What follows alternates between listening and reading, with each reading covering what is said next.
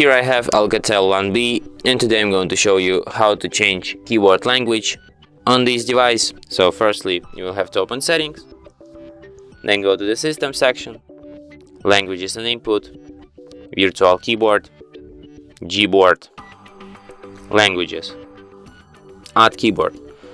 And here you can see the whole list of languages in which you can set up your device. Let's select, for example, maybe Greek, and then tap Done. And let's try to write something down in Greek language.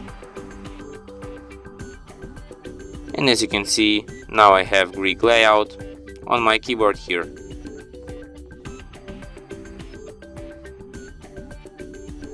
And that's it. Thanks for watching. If you find this tutorial useful, don't forget to hit that like button and subscribe to our channel.